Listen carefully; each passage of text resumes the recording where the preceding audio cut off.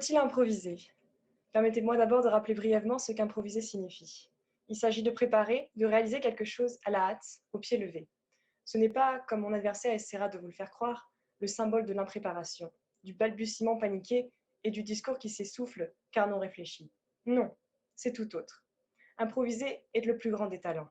C'est faire apparaître subitement ce que d'autres prendraient des heures à imaginer, tout en laissant penser que ce fut actuellement le cas.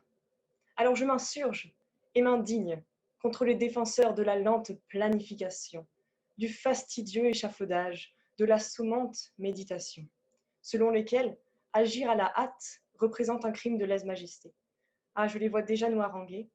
Pour qui donc vous prenez-vous à oser braver la perfection, toutes ces heures pouvant être passées à perfectionner un art, un discours, jeté en pâture au profit d'une fougueuse impétuosité. Ah, quelle étroitesse d'esprit que ces gens-là. Cet art, honni par les perfectionnistes, dénoncé par les fignoleurs excessifs, est pourtant loin de représenter un gâchis, comme ils aiment à le penser.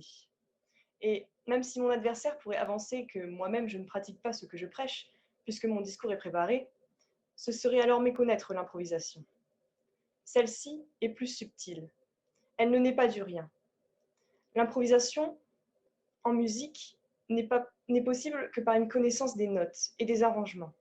De même qu'au théâtre d'improvisation, il y a toujours un thème et des trames classiques. Il ne s'agit donc pas d'arriver les mains vides et l'esprit vierge, non. Il s'agit de s'éloigner assez de l'existant pour saisir le possible. Alors certes, l'improvisation n'aura peut-être jamais l'aura de ces manuscrits où chaque mot, chaque virgule est pesé, sous-pesé. Mais cela n'enlève rien à sa valeur. Il y a un charme de l'éphémère. Et pourtant, même si les discours improvisés peuvent s'inscrire dans la postérité, car une improvisation réussie nous fait justement oublier qu'elle en est une, plus que cela, l'improvisation semble parsemer les grandes allocutions, car en effet, tout discours, même préparé au mieux, tombera à plat, si celui qui le dit ne possède pas en lui ce chaos qu'est l'improvisation. Loin de mettre au monde une étoile dansante, pour reprendre les termes de Nietzsche, elle sera larmoyante, devant cet enchaînement de mots aussi beaux les uns que les autres, mais dépourvus de vie. Car c'est au fond cela l'improvisation, un souffle de vie. Au milieu des nôtres, où tout semble déjà tout tracé, c'est un brin d'espoir que tout peut encore être. Il nous suffit de le décider, au pied levé. L'improvisation est une ode à l'imagination. Quand d'autres ne peuvent réfléchir sur l'instant, sont prisonniers de leurs plans bien calculés, architectes de leur propre géole, alors oui, il faut improviser. S'armer de courage et laisser la porte ouverte à la possibilité d'échouer, d'avoir honte, car c'est au fond cela que craint le perfectionniste. Alors qu'improviser est déjà une réussite en soi. C'est un premier pas pour se vaincre soi-même, accepter de lâcher prise le temps d'un instant.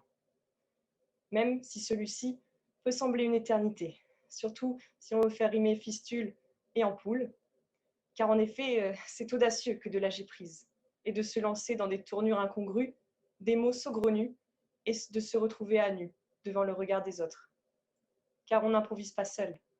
Cela n'a que peu d'intérêt, à part pour se familiariser avec cet art. L'improvisation se construit avec l'autre, face à l'autre.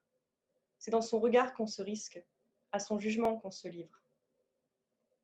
Cependant, loin de moi l'idée de me faire coach en développement personnel et de vous encourager à déclamer soudainement de la poésie lors de vos cours Zoom. Non. Je souhaite seulement vous faire voir la nécessité de laisser un peu de place au possible dans vos vies. Oui, il faut improviser. Sans cela, il n'y aurait pu y avoir un discours sur la situation des scribes.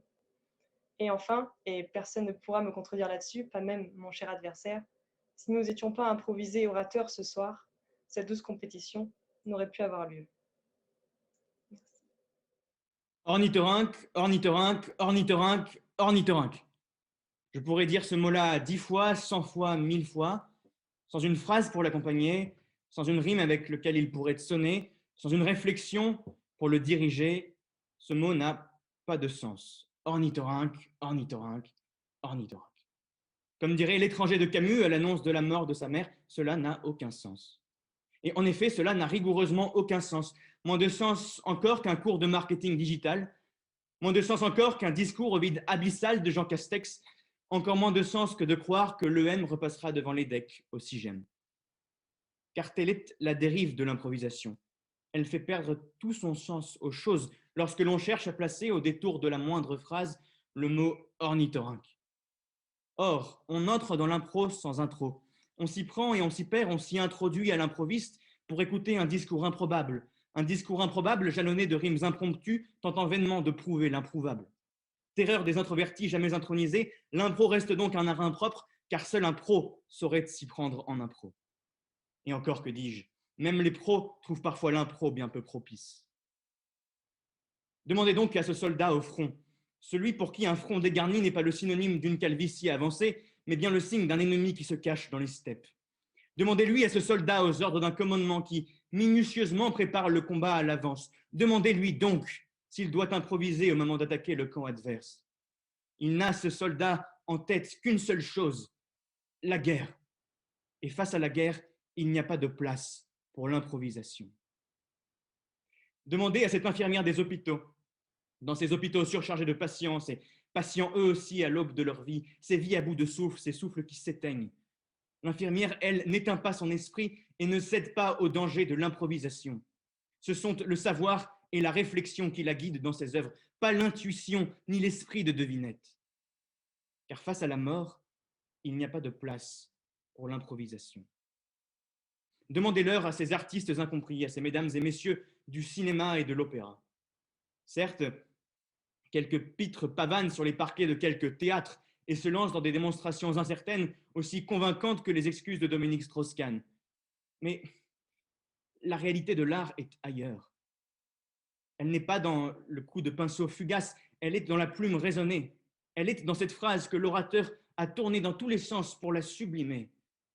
Elle est là, car face à l'art, il n'y a pas de place pour l'improvisation. Demandez-leur à nos auditeurs du soir s'ils ont improvisé au moment de passer les concours. Ils auraient eu le teint bien pâle le jour des épreuves s'ils avaient fait le choix de l'éclair de génie plutôt que celui de la révision. S'ils avaient improvisé, ils auraient fini, que sais-je, à l'ESCP ou pire encore à l'ESSEC. Car face à HEC, il n'y a pas de place pour l'improvisation. Ou encore, demandez-le à l'amoureux éperdu qui laisse ses sentiments s'improviser comme maître de son esprit. Où cela l'a-t-il mené si ce n'est dans les torrents de pleurs qui déchirent langoureusement son cœur? S'aimer, ce n'est pas se le dire, c'est de se le prouver, disait Clémenceau. Or, les preuves d'amour ne s'improvisent pas, car face aux hommes, car face aux femmes, il n'y a pas de place pour l'improvisation. Vous le comprenez donc, chers membres de l'audience, contrairement aux apparences, l'improvisation n'a rien de courageux. Se préparer face à une audience sans un texte à l'avance. Répéter le mot ornithorynque abusivement, ce n'est pas du talent, c'est de la bêtise. L'improvisation, en ce sens, c'est l'arme du faible qui cède à la tentation de la page blanche. C'est l'outil du prétentieux qui croit que son brio le sortira des pires affaires. C'est le signe de celui qui ne sait en réalité pas trop quoi dire et dont le seul objectif est de s'écouter parler lui-même. Alors c'est préparé que je me suis présenté face à vous ce soir et animé par la conviction profonde qu'improviser, c'est de viser à côté. Car on ne s'improvise pas improvisateur et car dans l'arène des neiges, il n'y a pas de place pour l'improvisation.